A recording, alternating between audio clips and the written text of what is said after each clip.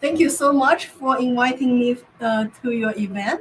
Let me just start with, well, I found bees are fantastic. So I'm really excited and I absolutely loved your event and the names. And I took liberty to grab one of your logos instead of asking you. I hope that's okay.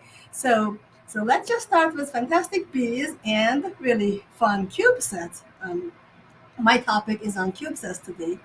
And I do find bees and the CubeSats have quite a bit in common. They all have antennas, right? So one thing in common, and also they are both like they're all really great navigators. They can fly in swarm, and the Cube satellite can be launched in constellation to have great communication capabilities. So I think it's really wonderful to study both. And and I really love your name. I like your chapter's name. It's very creative. So, all right. So, with uh, a bit of a joke and the start, let's take a look at what we are talking about today. So, my main topic here is on CubeSat. So, to talk about CubeSat, it's important to talk about how satellites are classified, how they are characterized. So the satellites are characterized or classified or put into types with their weight. The larger satellite weighs more. So in the past, when I presented this slide, some student asked me, I think satellites should be also classified in terms of their orbit. But the thing is, you can have satellites in different orbit with the same weight, same mass. But the weight and the like same the mass or weight, that's the factor to determine how expensive it is to put the satellite together, and then how big of a launch vehicle, which is a rocket, is needed.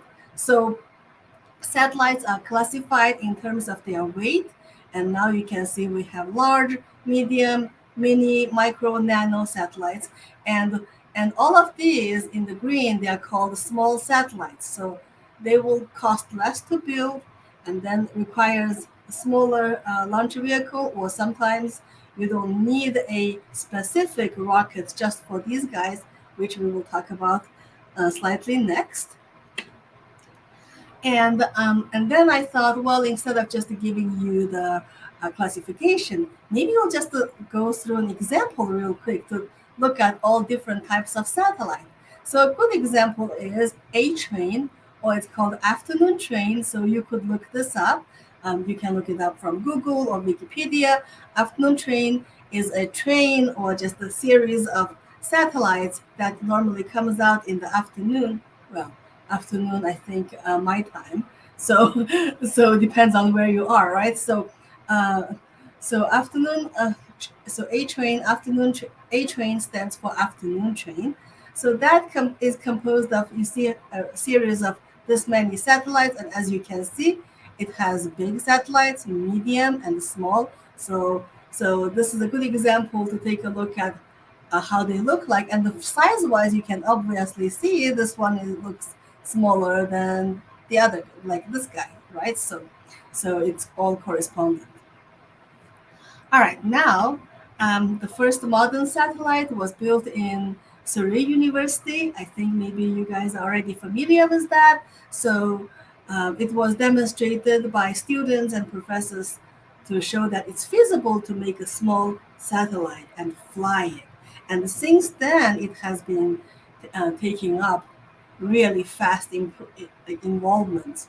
Now, among small sets, CubeSat is a very specific or special type of small satellite.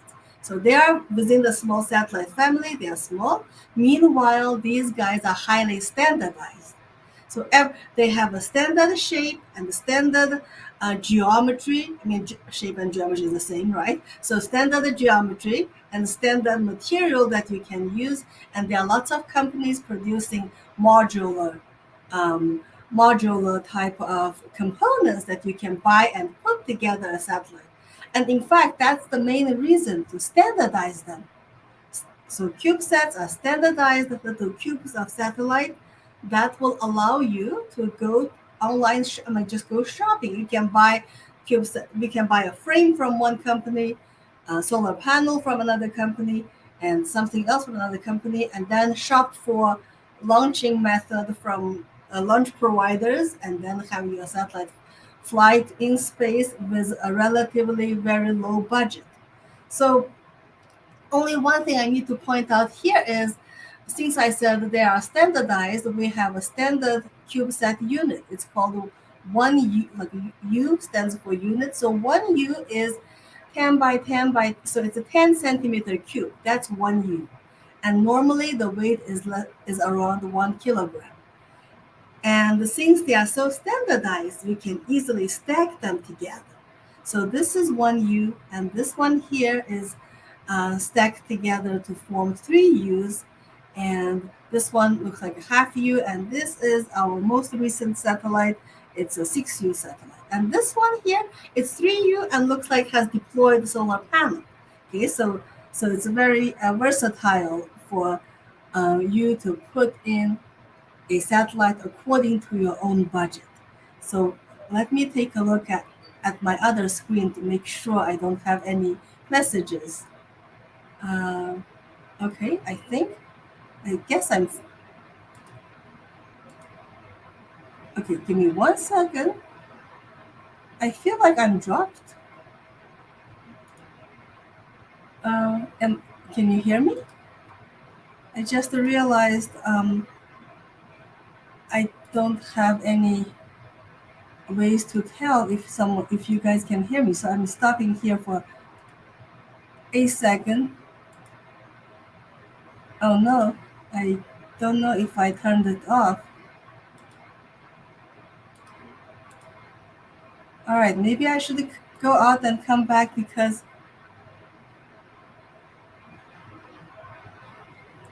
okay, I think I'll just turn it off because I do not hear anyone or do not see anyone.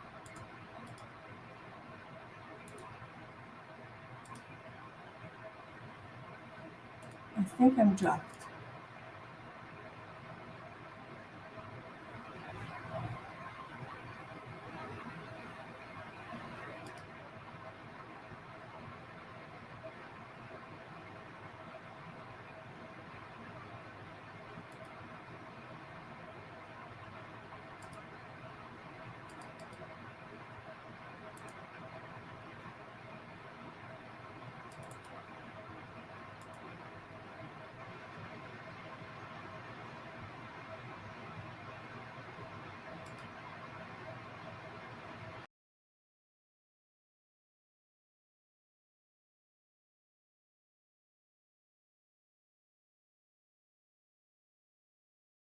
Can you, can you hear me? Because I could not see any of the screens earlier. Okay, so, um, all right, so here we have a bit of a problem.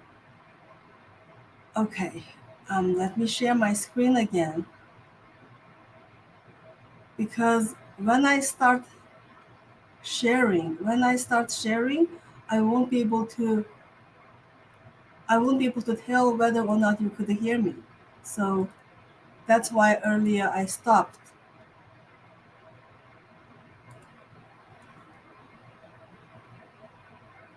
Okay, I think I've okay, I think I find out. I think I know what to do. I'll just do. Okay, I was here, right? Was I on this page? Can you? Perfect. All right. Oh, now I can hear you too. Your voice is back. You can hear us? Yes, I can hear you now. Okay. All right, then problem solved. Because at one point I just wasn't sure. I was talking and then I was like, well, I'm not sure if they can hear me. All right, perfect. Let me continue. Thank you. So CubeSat units and the different types of CubeSat. And then here is a page to show just some data to show how fast they are developing, how many, you see these number of launches, they're ever increasing, and this is the prediction of how many will be launched in 2022. So this year is almost ended. Well, it's yes, and then the next few years looks like it's a bit of a job, but basically you can see the trend is going up really fast, right? So they are rising stars.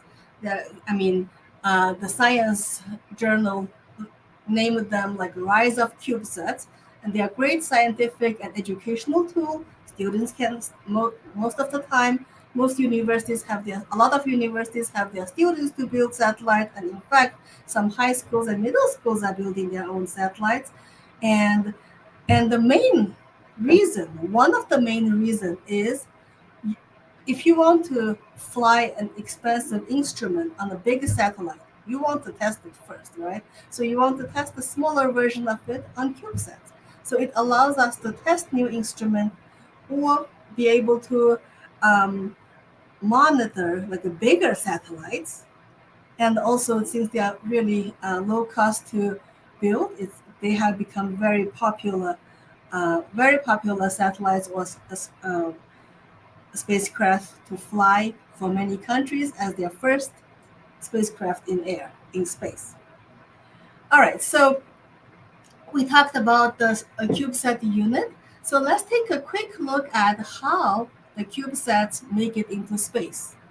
So earlier I talked about they don't require large satellites. That's right. So they are so little you don't require big. I meant large launch vehicle. So when you see launch vehicle, that just means a rocket.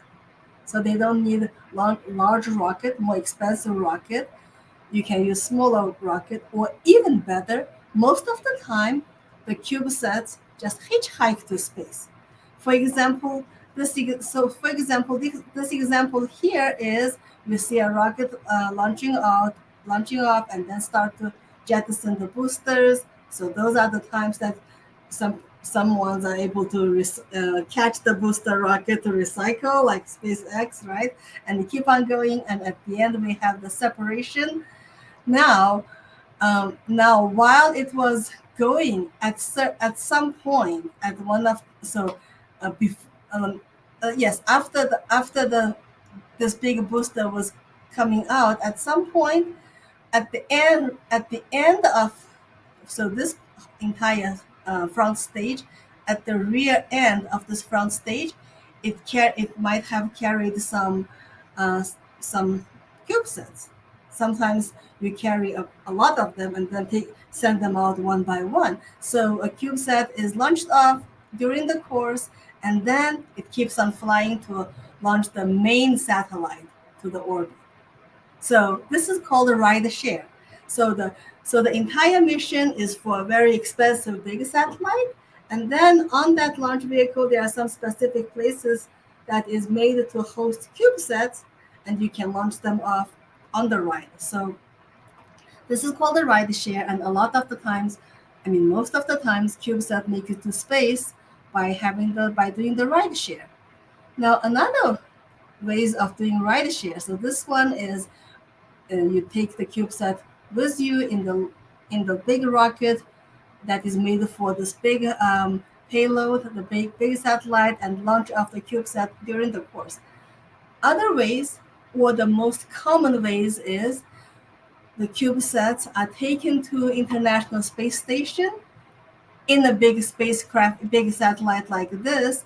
Inside this big satellite, it has all the resupplies to the astronauts on ISS. It has everything for astronauts in ISS, and together there's CubeSats too. So you take them out to ISS, and later on, astronauts put them on the launchers and launch them up. So this is a more common ways to have the CubeSats to be launched off to low Earth orbit. Now, for deep space, of course, then there will need the deeper space. There might be other methods. So one of the methods is the CubeSat is carried on a larger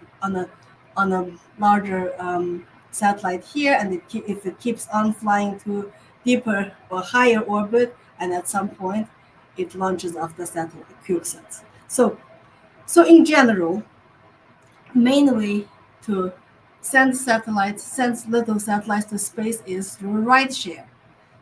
And we'll talk about the reason we mentioned all this rideshare um, very soon. But before that, just want to point out one more thing. So I said most CubeSats make it to space, especially to low Earth orbit from International Space Station. So I thought we'll talk about International Space Station real quick.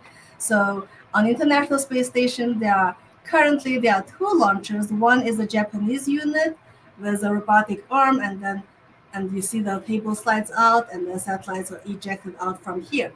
And another one is called the Bishop airlock by NanoRack, but I don't think it has put in use yet.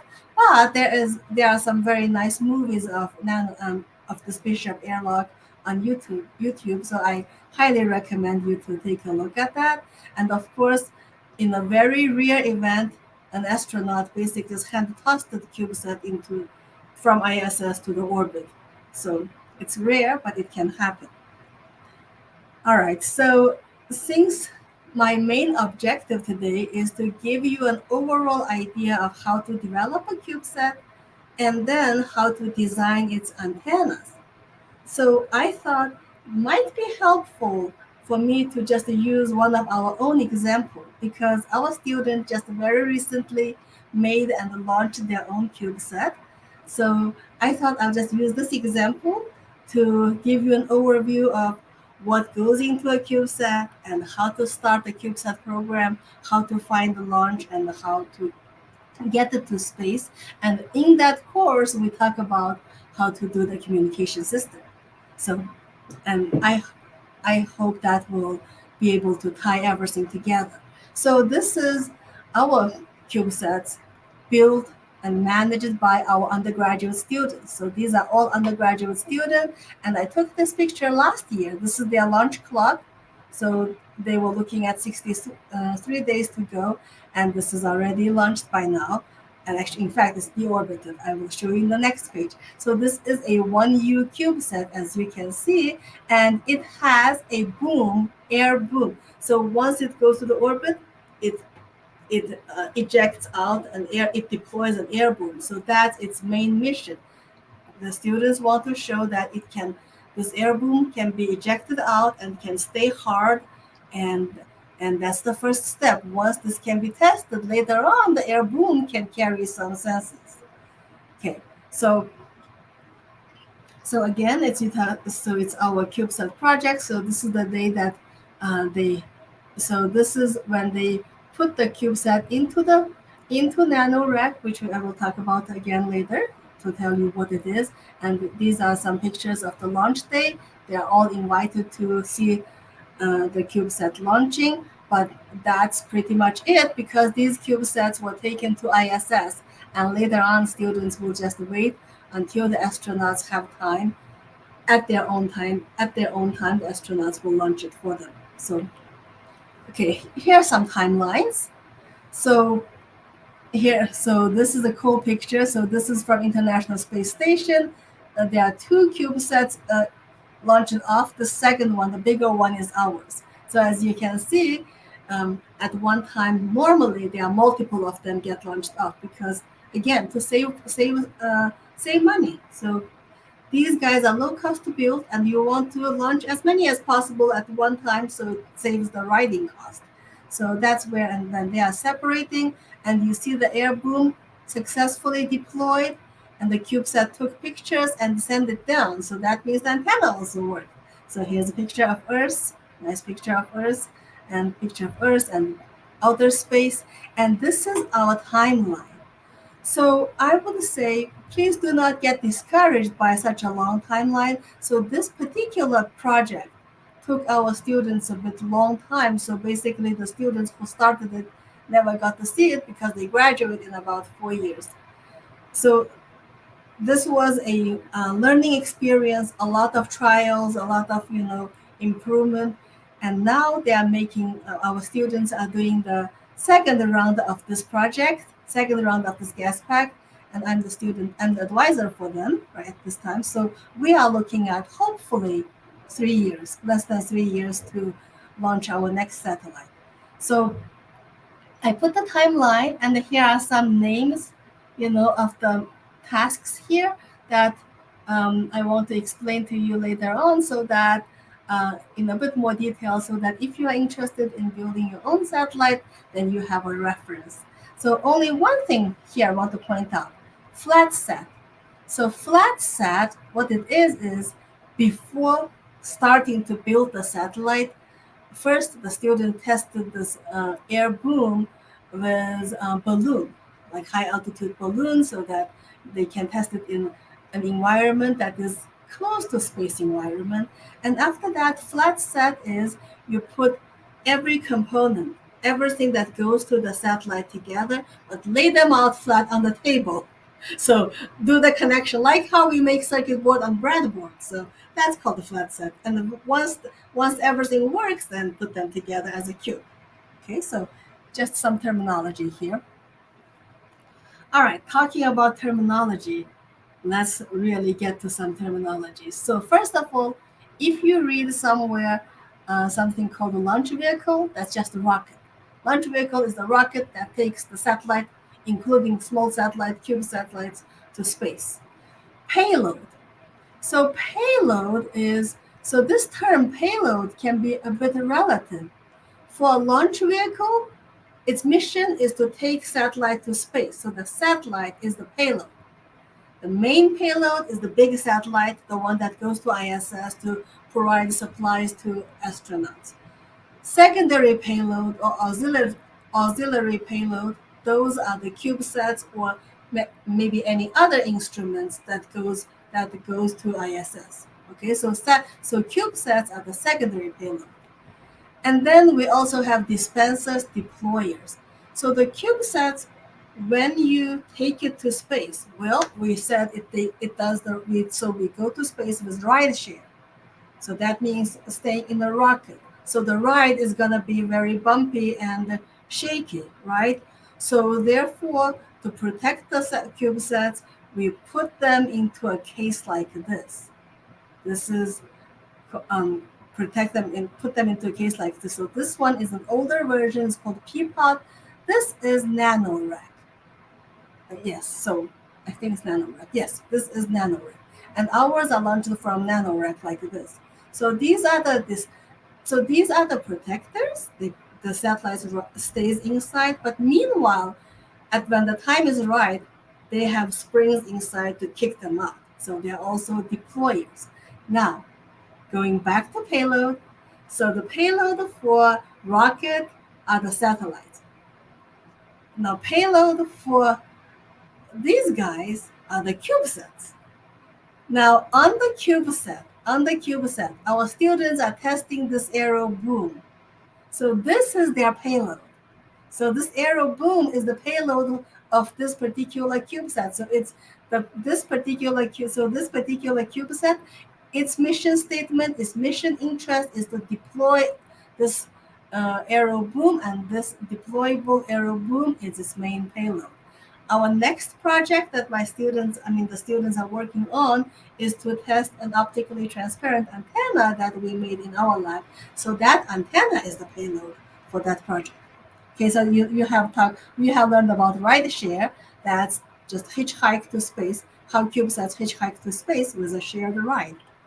Okay, and what's inside a CubeSat? Well, how do we build one? Again, I'm just using our example. So we have frames, and then batteries, power management unit, electronic boards that will do all the commanding, computing, etc. And then since, as you can see, you don't see any power unit, right? There's power management unit, that's rechargeable battery, and that unit also allocates how much power to certain part of the certain instrument or circuits in the satellite, in this CubeSat. So we don't have any additional power. So all the power comes from the solar panel. So the entire surface area of the CubeSat, if possible, is covered by solar cells. And this one is our payload. So since you cover up the entire area of the satellite, where do we put antennas? that might be something that you will be interested in. So for this particular satellite that we had, antennas are the deployed wire antenna, and I will talk in more detail later on how these guys are deployed and how to design them, or how to improve. How do we improve them? Okay, so and the one more thing here, there's something called a bus. So bus is everything except for your payload. So what you can do is you can just go shopping. You can go to, for example, this CubeSat. Most component of this CubeSat is purchased from EnduroSat. So you can go to EnduroSat and say, I'm gonna get a 1U satellite bus. So that will be frame and everything else except for the payload that you put in. So I know sometimes we also talk about those circuit lines at bus. So just a term that I want to point out. And after you build the satellite, or at the same time while you are building the satellite, we will be required to build and test the ground station to receive signals. So this is something our students really like to do. And this is the ground station that is set up on right on top of me, actually, a few floors up. So you could do your own ground station, or there are many ground station rental service that um, you could you could purchase maybe. But building one is quite, for a small project like what we did. Building our own ground station is a really fun exercise for students, and it's much cheaper. So our next satellite mission, the ground station, is also going to be built by our students. So it will be just a big dish antenna, parabolic dish antenna. Okay, just a quick summary here. Quick summary, how do we start a CubeSat project? So first you will need a concept development. So concept development is how big of a satellite you are building and why are you building a satellite. So the mission objective. For our satellite, the previous satellite mission objective is to be able to deploy a boom by using just a little bit of an air sealed in a pocket. So on Earth you can wrap it up, but in space environment, because it's all vacuum, that little air expands and it deploys the boom out. Okay, so that's the mission. That was the mission objective, and also the students, and also that boom was coated with an epoxy, which will harden in UV, under the UV light. So that's a mission objective. And you could have a CubeSat and say, our mission is just have our students to make the first CubeSat. So the mission objective is educational. That is totally fine too. But oftentimes, it's really nice to have a technical mission objective. So concept development, and because if you have a nice mission objective, it's easier to secure funding. And then you will need to do the feasibility review. How is it possible to build it? And start with the initial design. At about the same time, you will need to start writing the proposal for launch opportunity, a ride share opportunity. For example, NASA has CSLI, it stands for CubeSat Launch Initiative. So you write proposal to CubeSat Launch Initiative. If it's selected, then the NASA will take your satellite to space for you. So that's the best way, right? So you don't have to worry about rocket or anything.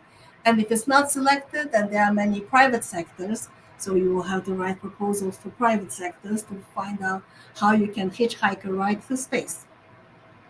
And once it's selected, there will be a mission coordination with NASA. All right, and then at around this time frame, you will need to start getting all the licensing, start to set up the ground station, get the RF licensing that you will be allowed to transmit and receive some signal, and set up the ground station, do some testing to make sure that your ground station is able to track some other satellite and receive data so it works. So later on it will work for your own satellite. And then there will be, as you get close, there will be lots of documentations, fabrication and testing, and lots of reviews. In terms of the fabrication and testing, since the ride to space is gonna be not easy. So everything that you build has to be has to undergo like a vacuum, thermal vacuum bake test, vibration test. One thing about thermal vacuum bake is you want to bake out and let the material breathe out all the air bubbles. And that goes for the antenna too.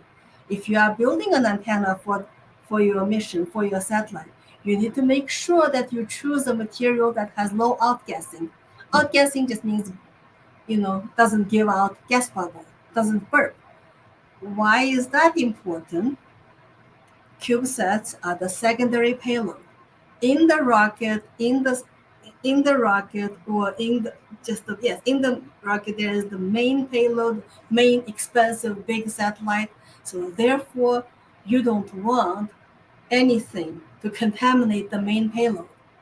So no outgassing or very small outgassing. So material selection of the antenna that can withhold extreme cold, extreme hot, vibration, and not to breathe out bubbles. So that's a point of interest for us, right? So and then the CubeSat will be pushed into this dispenser. This is a nano rack. It's a type of dispenser and a deployer made by the company called Nano Rack. So normally when you see Nano Rack, then you know most likely your satellite is gonna be launched off from International Space Station, because International Space Station has the robotic arm and airlock built for nanoracks. Okay, so once you take your satellite pushing to nanorack, then it's out of our hands. The rest of the work will be for the system engineers. They will integrate that with the rocket or with inside of a resupply mission satellite or outside of it, so that this guy will continue to fly and then take it out for you in deeper space. Okay, so that's the general flow chart. And in this general flow chart, in my opinion, there was one thing that puzzled me for a long time. So basically, you need to build your satellite and deliver it to a nanorack. These, these people that you put your satellite in, and after that, they will do all the rest. They will coordinate all the rest. So so since we said you don't want the satellite to be broken and this is such an expensive thing, how do we go from where we built it to this location?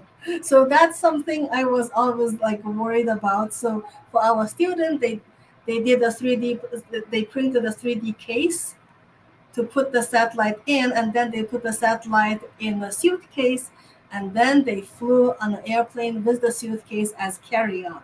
So that's one way. Some people, if the satellite is bigger, they might have to just to buy a seat for the suitcase, so the suitcase will stay on the seat.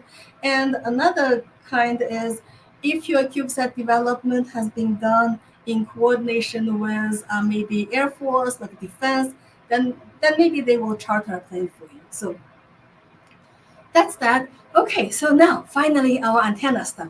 So point of interest to antenna engineers. So antenna design will have to be robust, and it should not have outgassing and impact on astronauts.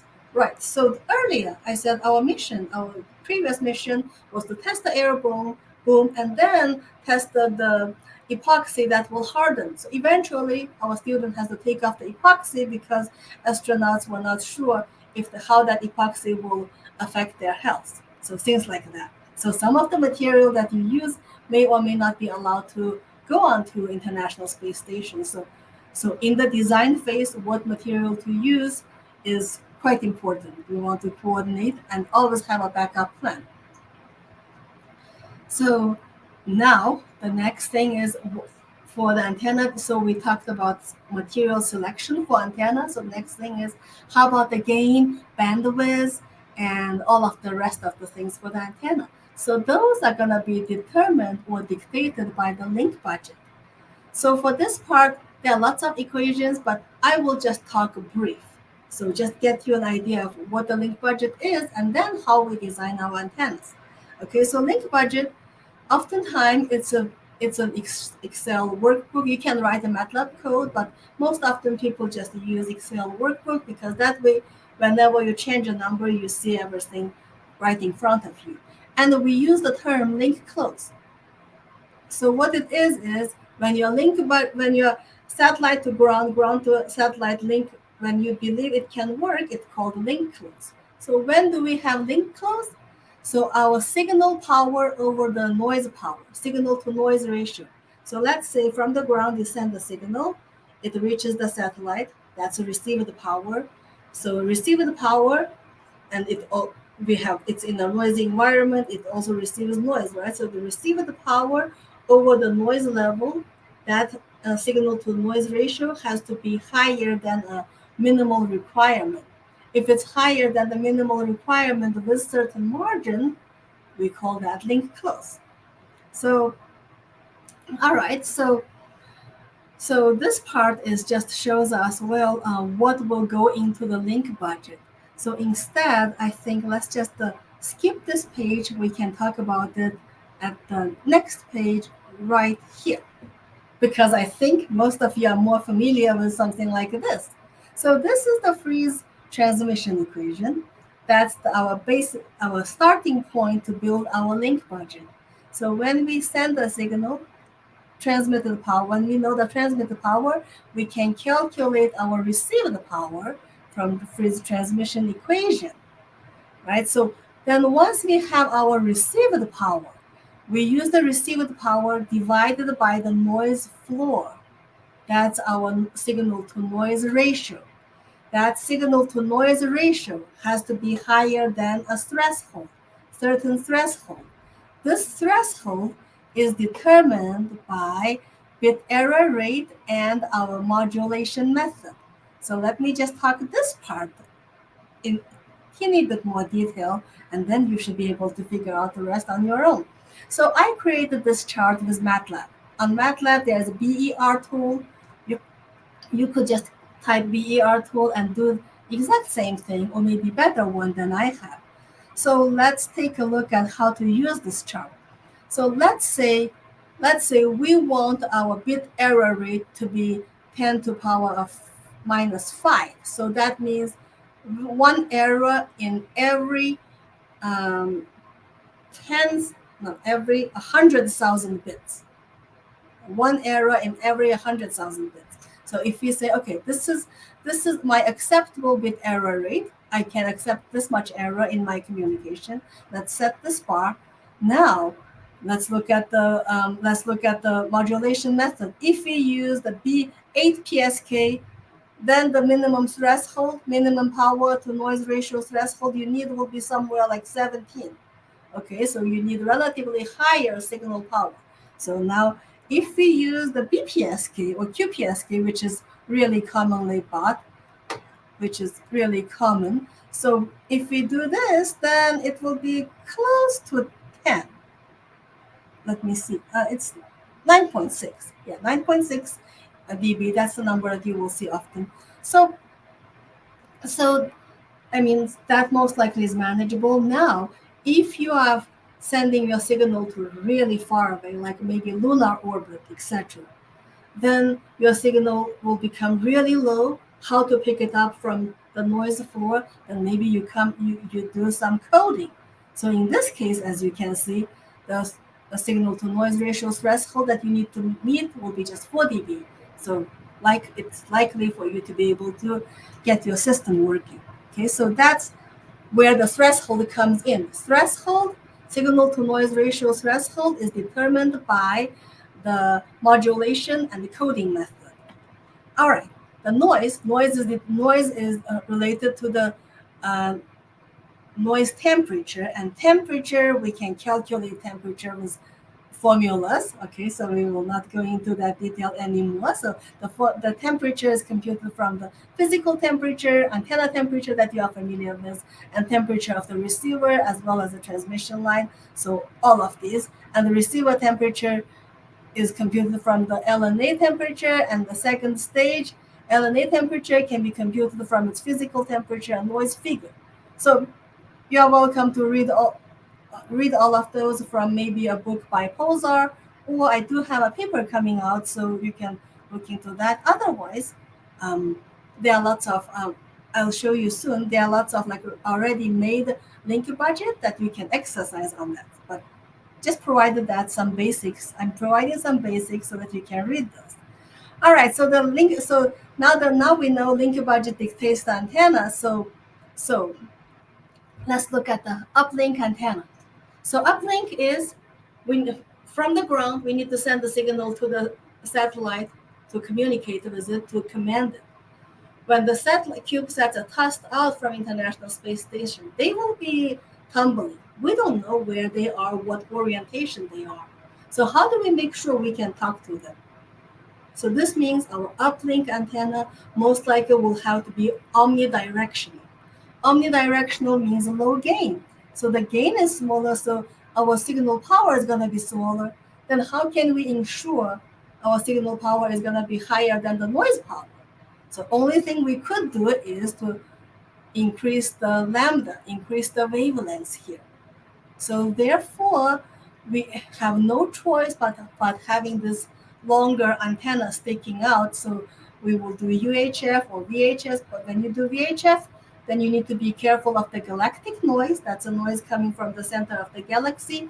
They are higher and for lower frequency. So UHF is used more often. Now, these guys cannot just stick out like that, right? So we have to wrap them up during the launch, wrap them up, tie them with a nylon string, like a fishing line, and have the fishing line go over a resistor. Once the satellite's turned on, the resistor has current going through. It gets heated, it cuts the wire, and they pop, push the doors open, then they come out. And of course, if they don't pop open, then we cannot command the satellite. We lose it. Therefore, there are some newer designs like this. We did that in our group. So we wrap around slot antenna on the satellite surface. And there are some designs by Florida International University, some origami antenna or deployable UHF antennas, or I think some of you will be developing some. If you are not already developing it, maybe you will be developing something new for the future. So for the downlink, we want so the uplink, we command the satellite, we tell it to rotate. Once we have the line up the rotation, now we can have a high gain antenna to have high data rate. Okay, so high gain antenna, high gain antenna, high signal power, so higher data rate. And bigger bandwidth, bigger data rate. And so I want to show you some link budget example, but I don't think we have so much time. Therefore, I do have a paper coming in on December issue of the AP magazine that has the exact example if you're interested. So this is how a link budget looks like. We calculate all of the loss and then the noise power, and at the end we calculate the signal to noise ratio, and this is the threshold, and our margin here is 4 dB, which is higher than 3 dB, so we call that link close, uplink budget. Downlink budget, again, we calculate all the loss and noise temperature, noise power, and at the end we look for the link margin, and this one is less than 3 dB, so it's not a close. What do? We make the ground station antenna bigger, so we use a bigger dish. Initially, that one is tested with it was for 26 diameter, 26 meter dish in diameter. Now we have a bigger one. Okay, so we can close. All right, so CubeSat downlink antennas. This is again where we can play. So patch antenna, quadrifilar antennas, horn, membrane, reflector array, or inflatable antennas. So, and many more to come, most likely by you, in my opinion. And perhaps you also will be interested in making a design like this. So this is a quadrifilar antenna. It's not deployable. But if we can make something flat and still have a pattern like this, then it will allow us to receive signal from the horizon all the way to other side instead of just from the direct links. So from the horizon, the antenna will be pointing at the ground station.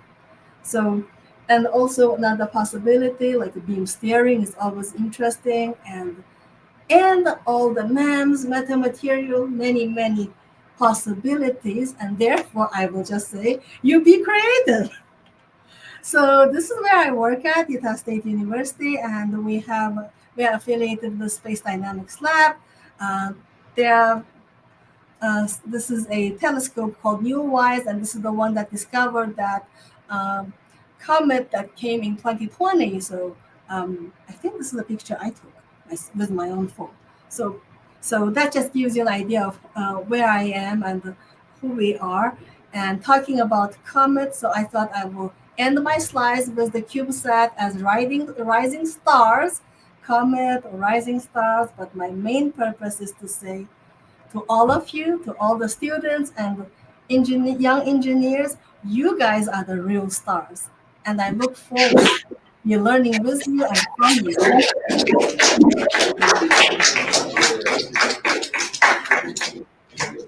Okay. Well, Reyhan, thank you very much for this lovely talk. Yes, I can hear you.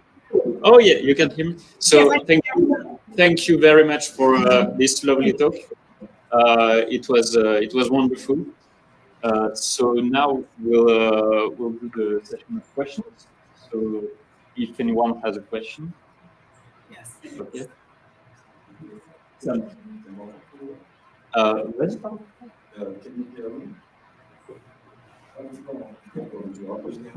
No, Wissam. So we have one question from Wissam. Hi, can you hear Hi. me? Yes, I'm so glad it worked at the end. So my question was about batteries. Yes. So you're using solar panel to charge the batteries, Yes. but in space thank you. Yes, I In can. space, the cube is like spinning.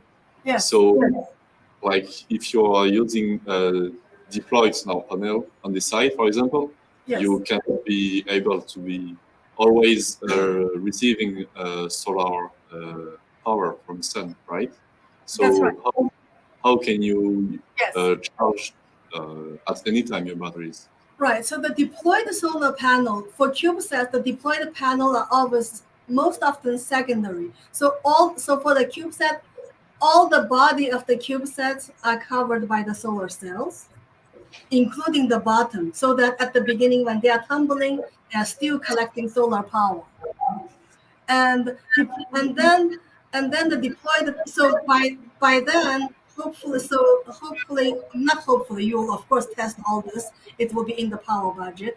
So the a battery will be charged, and then once you deploy, by the time you deploy the panel, your ground and satellite link is established, so you can command the satellite to rotate to the required direction. The deployed panel often is made such that it's pointing somewhat to the sun. Not, I mean, nobody can guarantee it's always pointing to the maximum direction of sun, but somewhat pointing to the sun, and that should, allow you to have enough power budget. Now the battery. So the battery that's the really important part. So there's a rechargeable battery and the power management unit. So at times that if the power is not enough, then maybe you turn off the communication and give the power only for the satellite to stabilize itself. Okay, thank you for the answer. You're welcome. And those are all off the shelf. So the power management unit, most often we don't build those. You go shopping. That's the idea of CubeSats. Everything is standardized. You can shop for the power management unit. Okay. Une question. Non, vous êtes timide. Ok, je suis timide. So I have one question for you, Reyhan. What do you think about satellite constellations and their effects on environment and space observation? Right. So the ones that we are working with, those are all quite small, right? The biggest one is this big. So So yes, the idea is to fly them in constellation to provide maximum coverage for communication, etc. And meanwhile, once they deorbit, they are small enough. Once they enter atmosphere, they will all burn up. So I cannot comment on what happens after burnout, how those gases affect our atmosphere, but at least the smaller ones, the CubeSats, so far I don't see a big fear in terms of the space junk. I think the bigger ones are more likely to hit something. But yes, constellation is the approach where should be going, like or maybe different universities launch different satellites and then coordinate them in constellations so that will allow us to do more stuff. Thank you very much.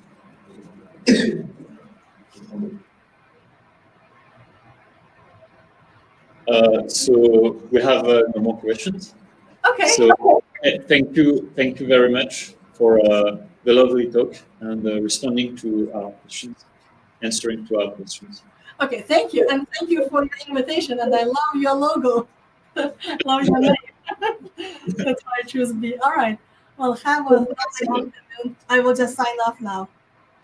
Yeah. Have a nice day. Okay. Thank you. Bye.